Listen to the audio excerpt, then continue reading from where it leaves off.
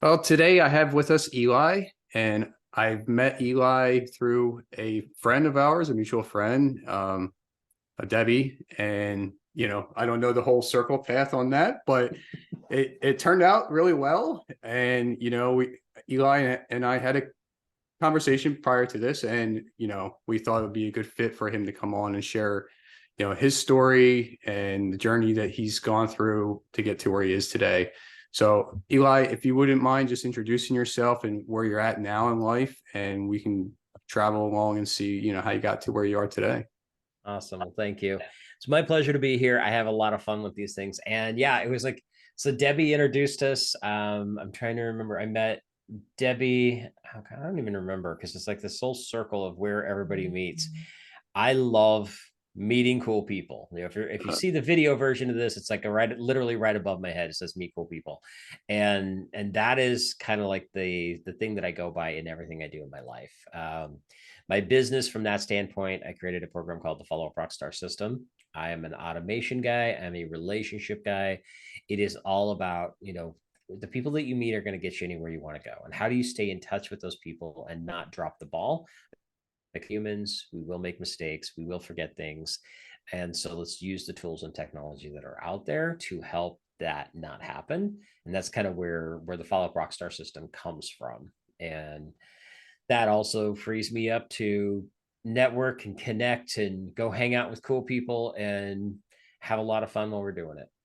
yeah, that's great. So, what led you up to doing all this, and networking and creating the business that you have? Okay. So my first company was a web and graphic design company. As an agency. We started that back in 20, 2095, or sorry, not 20, 1995. God, I'm getting old now. 95, 96, something like that. Right in that range is when I started it. And I had a couple clients working out of my dining room by myself, and I realized that, okay, that's not going to pay the bills. So I had to get out there and figure something out. And of all people, my mom said, have you looked at a chamber of commerce? And I was like, a what? A chamber of what? I had no clue what that was. And she was like, it's something that business people get together. And I was like, okay. And I looked it up, and there's one right up the road. So I went up there and I met them, and they met the marketing guy who sat down, talked to me, and he's like, the biggest thing with this is that you're going to get out of it what you put into it. You've got to show up, you've got to build the relationships, you got to meet people, or else you're going to be throwing your money away. And I took that to heart. And I took that business from literally when I joined that chamber. I had two clients. I ended up fast forwarding, ended up going to opening an office, which I rented that office from the chamber building. As a matter of fact, I ended up with 5 employees, and we're closing 3 to 5 contracts a week. And it was all because of the relationships I built in the chamber and some other organizations that I was part of in that time frame. But it was all connections, and that's where my entire life has been, is based around the connections and the relationships. And it did that for a long time, and then evolved to the next phase of my life, which was I started taking stuff. Became a speaker, fell in love with that, and started building these systems, which are the follow-up systems that I use in my business now. Yeah. All right. So the Chamber of Commerce, you just kept showing up, and Yeah. that's like a key element to anything, right? And then that's how you create the relationships, your network, and stuff. So how can you explain, like, it stemmed from the people that were in that chamber, and then it went out further than that? Like, those people probably introduce you to other people, I would assume. Yeah, no, definitely within that business. The funny thing is that was a very much a brick and mortar style business. My clients, almost all of my clients, were within a 20-mile radius of me. Okay. And by the time I stopped, I had personally built over 300 websites. And that didn't include what my team did. It was a lot of work. Um, the biggest thing that from that standpoint back then for that agency, that's what it was. It was all face-to-face networking and connecting.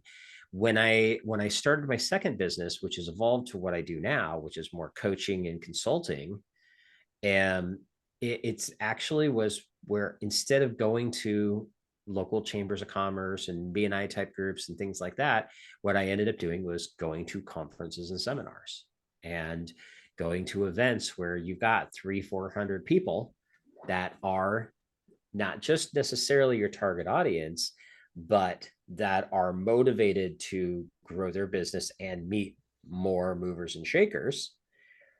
And that's where most of my clients come from nowadays, even. Yeah. I mean, I So, don't do as many in-person events now. I live in Dallas, a great hotbed for events, which is awesome. But now we have this whole thing called the internet, that with Zoom and all that kind of stuff, you can meet people across the globe. I mean, I've got a guy I'm talking to right now that's going to become a client. He's already said yes. He's just got a couple things he's got to put in place first. That's in England. mhm. you know Earlier today I had a client call with a couple people from Florida. One of them was in New York, and they had two people on the call from England as well. And we have the technology. You still just have to get out there. Yeah, it's cool. Yeah, you're in Texas, I'm in PA, so I mean, we do have this technology where Yep. we can connect like this. It is great. So you went to become a speaker. I know you said you kind of gave that up right now. You're more doing the online stuff. Yeah. But did you have anything inside of you that was you were kind of hesitating to take that leap? The becoming a speaker part, Yes. yeah. The funny thing is that growing up, I was classically trained as a singer. Okay. I actually sang Latin and was classically trained as a musician. And I had stage fright, which is hilarious because, I get up there, I would sing. I was terrified to get in front of groups and sing. I eventually worked my way behind the scenes, where I was basically doing stagehand and roadie work. I was a roadie for a while, did audio and lighting and all the fun stuff behind the scenes, which I got some really cool lessons out of. But fast forward, when I decided it was time to move on, I ended up working for a small computer shop, which then led me to that next point of getting my design agency open and all that kind of stuff. But what ended up happening was, years later, I was at a conference, and my first mentor in the internet market was speaking, and he's up on stage, he's teaching like true actionable stuff. And it was great because he's also snarky. Like, he'll sit there and he'll insult you and you will laugh at it because he's that funny and that personable at the same time. And I just loved what he was doing. And I was like, I really like what he's doing, and I want to do that. And from there, what ended up happening with it is I basically started doing little small presentations. I had started doing some presentations in front of the chamber groups, which are small. My first presentation was for that very first group that I joined, and there were literally 12 people in the room. I show up, I'm like, hey, I'm brand new, I'm a web guy. And they're like, we don't have any other web guys. You should speak next week. And I'm like, what? I'm terrified. I spent 2 weeks like just rattling through my presentation, no less than 100 times. Or it was a week, not 2 weeks. It was a one week, rattling through it no less than 100 times. And I get there, and I have these like an 8-page handout that I had gave everybody a copy of. And I sat there and I was reading it word for word, literally shaking. Like, you could see the paper shaking in my hand. And one of the guys that was from that group had met me the very first meeting, the meeting before. And he was like, he's a mortgage guy. He was like, Gary Fullington is his name. And he was like, I need a website. So let's go have lunch. So he took me to lunch, and we hit it off, had a great conversation. This next week, when I'm speaking, he's sitting there and he starts reading ahead in my handout and starts asking me questions.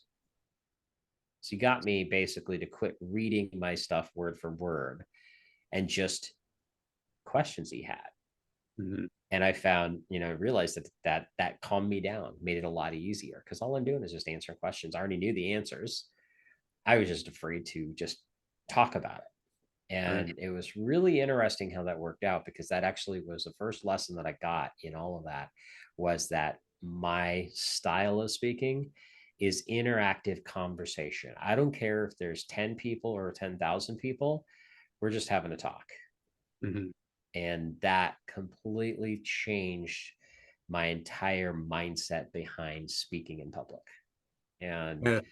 It was really powerful. And I've shared that with a lot of people. And I've had several people come back to me and go, thank you so much. It made a total difference for me, which is a lot of fun. So how does that work? Like this guy, I guess, just did it on his own, right? You Mm-hmm. know, Yeah. so it sounds like. So are you speaking in front of 400 people and somebody just starts asking you a question? I mean, like, Sometimes, and for me personally, like if I'm speaking in front of 400 people, it doesn't matter how many people are in the room. I'm like, okay, by the way, this is an interactive conversation.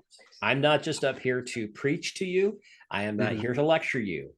If I say something and I ask a question and you don't answer me, I'm going to get real twitchy and it's going to be very embarrassing for both of us. So, are we all on board? And I usually get some people saying yes and raising their hands and all the fun stuff. And then I ask the questions like, okay, so how have you been in this situation? And people are like, oh yeah, and I'm like, okay, just rattle off. What about this? What about this? And I just make it so I might pull one person and like point to them as like, okay, if you're in this situation, what would you do? And they'll ask the question or they'll answer the question. And so I just make it, conversation, and I'll go to different people in the room. But the idea is make it interactive conversation. And I like to say it's like, I think of it as a fireside chat. You and I having a good conversation. There just happens to be a whole bunch of people standing around us that are listening to the conversation. And sometimes they're interjecting as well. Mhm. It changes the entire persona. Like Yeah. the whole attitude behind it is very casual that way, which when it's casual, it's more fun. Yeah. Yeah. You kind of reverse the roles a little bit. You know what I mean? Mm-hmm. Yeah. Yeah. I like that. I never heard that. I can't say I ever saw it really, except for when people do their whole presentation and then they go, any questions? You know what I mean? Yeah, It's no, basically, no, that drives me nuts. And there are times where you kind of have to do that, but I buffer things. Like I've been doing this long enough. I mean, that was back in 2008. It's been, I've been a speaker for a long time. I've gotten better at the fact that I can buffer the time to have those interactions into the conversation. And I've also learned how to, and this just takes practice to know where to cut things out, when to speed things up, when to slow things down, and just judge your time based on that. And I think that's important in anything, whether it be a podcast, speaking on stage, or just, if you're doing 30 seconds, your 1 minute commercial at a chamber event or at a local networking event, or even on Zoom, you get in a networking event. Sometimes they'll have that where everybody goes around and you got, 30 seconds or 1 minute to do your 30-second commercial. Make it interactive, make it fun. It's like, have you ever had this kind of question? Well, it's a yes or no question, right? So they should be able to answer pretty quick. And you just it takes practice, but once you do it, you do it enough, just like everything else, it becomes second nature. And the most important thing, it doesn't matter if you've got a minute or 90 minutes or all day, it's station. That's all it yeah. is. Yeah. So besides the speaking part, Mm-hmm. and it sounded like you perfected that to a point, and then now you're jumping on to, doing all this online and everything. So that's really good. What other struggles have you dealt with growing your business and multiplying it to what it is today? Okay. Yeah. So there's a couple of different things. For my first company, the biggest struggle that I had was building team and getting, I got to a point where I couldn't do all the work. I was doing very well, but I couldn't keep up doing all the work and all the networking connections to bring more business in the door. It's a lot of manual labor, and there's only so many hours in the day.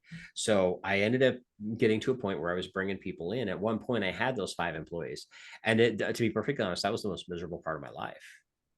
It was the management, the babysitting of not just clients but employees as well. There was a lot that went into it, and they almost put me in the hospital. I mean, eventually it did end up putting me in the hospital.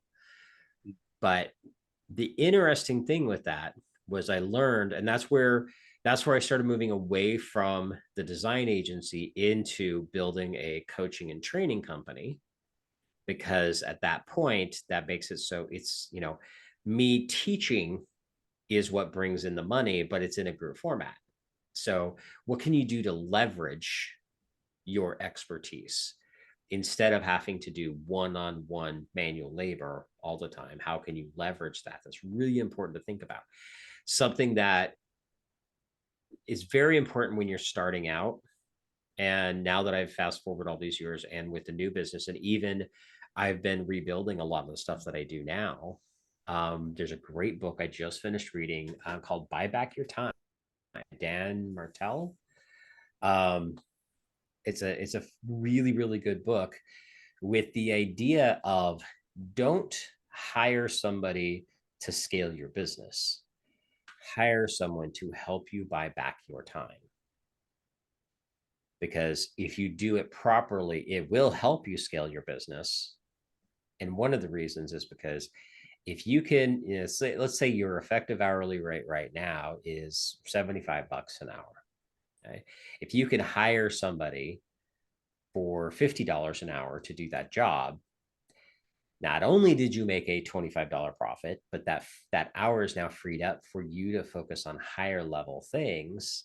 So now you can focus on those things that might bring in, like that hour of time might bring in a new client that's going to give you 10, 20 hours of work for that $50 an hour person. So now you're leveraging that and thinking at a much higher level and freeing yourself up, not just to do other stuff, but also so you're not working yourself to death. Yeah. And so that's been a huge one. And even right now, I'm actually rebuilding a lot of my business. I fought it for a long, long time because my employees and I did not get along in that aspect. So I had trauma towards growing a business again, growing it to bring in staff. That's really the thing, is that growing is easy, but growing a type of business that needs staff is a difficult thing. And this time around, one of the biggest things that I've been looking at is, as I start building something and putting something in place, I am making sure right out of the gate that I am documenting the process, building the SOPs, the standard operating procedures. Okay. These are the process systems, how we do things, why we do it that way, all the bits and pieces. And no matter how simple it is, I'm documenting it from the start with the plan that somebody will replace me to do that job. I don't know when I'm ready, we'll figure that out. But like, I just went through a whole process where I've got my team, things that I've been doing myself. And I'm like, I should not be doing this. My team should be doing this. So I sat down and I might have spent 2 or 3 times as long to document it this time, instead of just doing the work, because we tend to think it's just faster for me to do it. But if I even triple my time this one time, now the entire process is documented and all the step-by-steps, and there's video training and all the stuff that I did. But now the next one, I just hand it off to my team with the instructions and the video training. And I'm like, here's what we need done. Here's the steps. Go forth and have fun. And now what would have taken me, 3 or 4 hours to do, it took me 5 minutes because they did the rest. And I'm not even training them. I'm giving them the training materials. And so it doesn't matter what kind of business you have. It doesn't matter how big your business is right now, even if it's just you and maybe you're a coach. Document everything you can. Start building the systems now with the plan of handing it off to somebody else down the road. Buy back your time as quickly as possible. Because we don't, especially for those of us that are entrepreneurs, we've got out on our own. Yes, one reason that we go out on our own is because we have a great idea and we want to change and impact the world. There's nothing wrong with that. That's awesome. But another thing is also so we can have some freedom to do the things that we really love doing, spending time with family, friends, that kind of stuff. But entrepreneurs are the trap of going back, and it's like the joke of the entrepreneur. You can work whenever you want. And I'm like, you're right. Yeah, I can work whichever 12 hours a day I want, and we have to get away from that. And so, and this doesn't even, even if you have a regular job, how can you document the processes to make it even faster for yourself? I found that when I started documenting my own processes with the goal of giving it to somebody else, if I follow the steps, I'm actually faster at it because I'm not thinking about it. I'm just following the steps. It's like now I took my intellectual property and turned it into monkey work. It's great. But then the second piece to that also is that I also get more consistent, better results because, again, as human beings, we drop the ball, we forget things. So if we have a documented step by step process, we're less likely to have that problem. Right. Yeah, and people start to go take shortcuts, if they don't follow that procedure. Yep. Yeah. Yep. No, that's great. That's a huge big tip. Did you find it hard now to document all that since you've been doing it for so long? It's not difficult. Sometimes I have to go back to, I have to quote, for lack of a better term, dumb it down because my brain is not moving 100 miles an hour. And it's like, I cannot document it at 100 miles an hour because that's not fair to anybody. And so I have to force myself to slow down, which then takes more time. That can be difficult, but the overall process of documenting stuff and all of that is not difficult generally. If you do anything that's computer related, use Loom. Loom is a phenomenal tool. I think I just paid renew an annual license for it, and I can record screen. We have the tools, the technology, and the stuff to make it super, super easy for that kind of stuff. And the more you can document it and put that time in up front, you're going to buy that time back in the future tenfold. And so, it can seem daunting at first. It really will. I guarantee you're going to get frustrated doing it, but get in the habit of doing it. It will come better and it will save you a ton of time down the road. Cool. So I want to go back a little bit. You mentioned you had drama and stuff, when dealing with your staff or whatnot. Yeah. Could that have been, you'll have to let me know, but is that something because they didn't see your vision or, where you're taking the company? I think there was a couple of different things with it. Number one is that, yes, they didn't see where I was taking the company, but they were also very young and inexperienced in their world. So they were there for a paycheck. And they weren't the most responsible kids. I mean, I had one kid that literally was an hour late every day, no matter what we tried, no matter what I said. I'm like, dude, you got to be here, okay? It's not like we even opened up at 8. I think we opened up at 10, right? It's like, you got to be here. And he's like, but I live so far away. I'm like, I don't care. Go to bed earlier. Whatever you need to do, you need to be here on time. Right. So some of it is there's always different arguments as to what could be the cause of it. For a long time, I believed that whatever it was, I was just a bad boss. And honestly, I mean, there's obviously things that I could have done differently that would have been better. But the reality is they just weren't ready for responsibility. I mean, that's really what it boiled down to, because one of them was doing that. Another one was literally freelancing on my computers on my time, like while I was out at meetings, networking with people and bringing in sales. So, I mean, it's not, those are things that are caused by irresponsible people. The kicker with stuff like that is you have to learn, and this is another thing that, we learn when we read books on running a business. Hire slow, fire fast. Don't let that stuff, if you find somebody who's basically stealing from you, which is what this one person was doing, yeah, you got to get rid of them. And for me, it was really hard because I don't like that conflict. And so that was a very difficult thing. One of the things that I have done now that does also help in that situation is I run things in a contract basis. So I don't have employees. They are contract based. They're all over the world. And it's real simple. It's like, okay, here's a project. Here's what what it's going to take. Here's all the bits and pieces. And here's how much, this is my deadline for it. But beyond that, they're on their own time. And it's very cut and dry. They do the job, they do a great job, they get rewarded. If they don't do a good job, it's a matter of, okay, what do we need to do to fix that next time? We have a conversation. And if it continues, or if they just do a horrible job, then maybe they're just not the right fit. And you have to separate yourself from the emotion in a situation like that. Have empathy for things happening. Life happens. People, People have personal issues that happen, but that can't be a driving force if you're going to work with other people. And so you just have to be careful of that. I see. I know a couple of people that do that as well, subcontract it out, Yeah. and I feel like that's more becoming a norm than what it probably used to be. But do you think you get better results that way? Yes, definitely.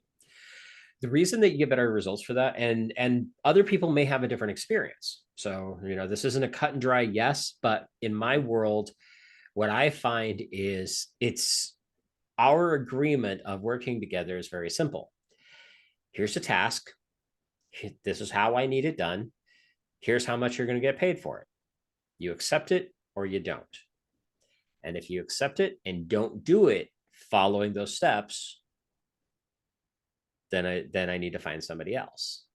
Again, people make mistakes. You got to give them some leeway to some degree. But, like I had somebody today who literally I had 2 tasks, and both tasks, they were like, step 1, do this, step 2, do this, step 3, this. He skipped one of the steps on each one of his tasks. We had a conversation about it. I'm like, I don't understand. It's literally step 1, do this. You skipped it. Well, I don't understand. What do we do? How do we fix that? So I honestly don't think he'll ever make that mistake again. If it happens again, then it'll be time to find somebody else, because they can't follow basic instructions. Then obviously there's another underlying issue. But reality is that the thing is, you have to set expectations on both sides. And this doesn't matter whether it's an employee or a contractor, but for me, from a contract standpoint, it's great because we have expectations right out of the gate. This is what I expect from you. This is what you can expect from me in exchange for that. And here's how our relationship works. And it is very cut and dry. And when I do that, for me personally, I get better results. And sometimes I find people that still don't work out, but that's okay. It happens. It's frustrating, but it happens, but it's not a hiring process where I just spent 50 hours going through finding a good candidate and then having them flake out. I'm like, okay, here's the deal. Here's what I need. Here's how much I'm paying for it. Yeah, are we good? They're not. That's awesome. Move along. If they are, then we test them out and see. And if they do good, we just do another one. And it's designed that way. And it's worked out very well. And some people will come and go. It's not necessarily designed as a way to where you're going to have ongoing, long-term people that are with you forever. That can happen. I know people who do. Like I have a friend who his virtual assistant has been with him for, I'm going to say, well, I have known him for close to 15 years, and she was with him when I first met him, and they still work together. So, if you find the right person, you got the right personality fit, and everybody's expectations are met on both sides, you're golden. This is really good for entrepreneur tips and everything going on. I wish we had a lot more time to keep talking more, but yeah, no problem. Yeah, no, this is good.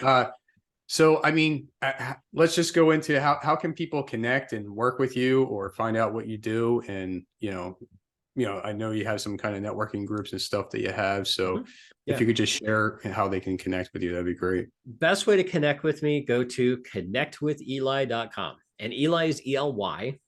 You go to, if you type in ELI, I think there's some commercial real estate dude in Iowa or something. So it's Connect with Ely with a Y, ELY, connectwithely.com. I have some cool freebies up there. I've got a way you can book on my calendar if you want to. You're going to find all the bits and places, how to connect with me in all the places. And I would love it if you go there, figure out whatever social media platform works best, connect with me. And here's the secret to making this work. And this is a tip on what you should do with anybody. Don't just kick the connect or friend request button. Send a message. Hey, I heard you on the show. This is what I liked about it. I would love to connect with you. That'll make you stand out. It does for me. When people send me a message to go along with the friend request, those people go to the top of the list. I probably got 10 people who've been sitting there for a week because I just haven't had time to stop. But the ones who send me the messages almost get a response like within 24 hours, almost always. Um, and that's not just for me. That's you want to get ahead and connect with more people. That's a good way to do it. Do the same process with all of them. It's like just build the connection out of the gate, because connections are the most important thing, no matter what you do. Yeah. No, I could tell because I know your network's pretty big. So, Thank you. um, yeah. So what are three key things you learned and used along your journey?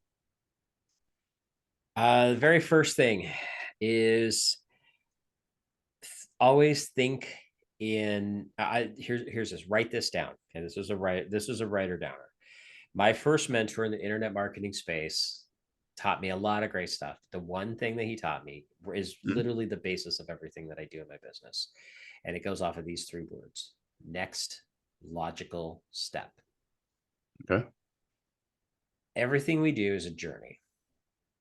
And if you're in business, because I am in the business world of helping people follow up and connect with people, you always want to look at what does that journey look like with people. And so stop and think about it. When you meet somebody, what's the next step? What do you want them to do? What are you going to do? You have to guide on the path you want them to go. And sometimes that's a little nudge that you have to do to get them there.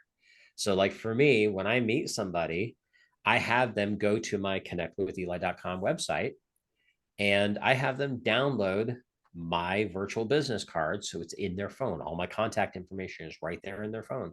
If I happen to call them, my picture is going to come up with a nice, cool purple background. And the next step is send me a text with your information as well, so I have it. And then, okay, what's the next step? Well, let's see about jumping on a Zoom. Here's a link to my calendar. Go grab a spot.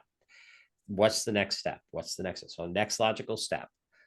I literally put that on a sticky note, stick it on your computer. Look at that. What's the next logical step? This works in not just business follow-up processes, but the next logical step. You want to see how can you get your kids to excel in whatever the journey they are on is going on, wherever Mhm. they're at. Maybe you're into sports. Okay. They're here, they're playing T-ball today, but if they really love it and they want to pursue it, what will be the next logical step? Now, their kids are flighty. They're gonna change their minds, and that next logical step may be irrelevant. But if you could stop and spend a few minutes to think about that, what is the next logical step for them if they continue down this path? Then you can kind of help guide them in that direction when they're ready. And this works with relationships. This works with kids. No, it doesn't really work with cats, but it works with most creatures out there. Because you can't get them to go down any path you want. But especially in the business world, it's like you've got to do that, and you've got to think with the next logical step. Start thinking step after step after step, but it's all one piece at a time, and you have to think Sure. through that. So that's number one.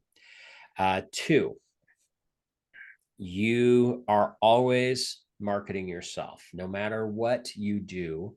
I don't care if you actually have a business, but you are marketing yourself. We are all in sales.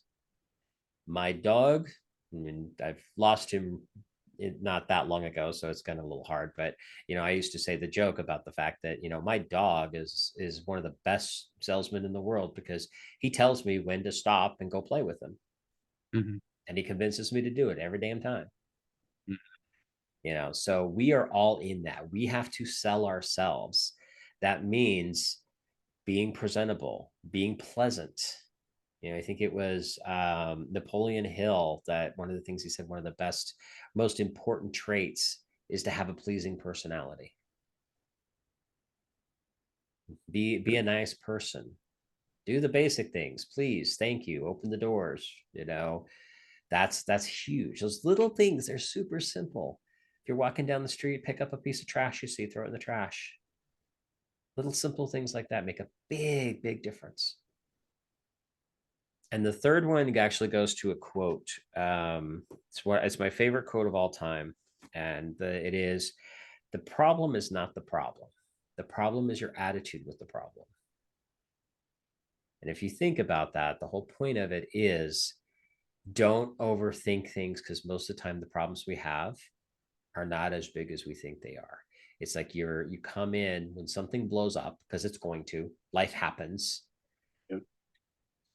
But most of what happens to us is very, very different than what we think of what happens to us, and how we deal with it difference. So the problem is not the problem. The problem is your attitude with the problem.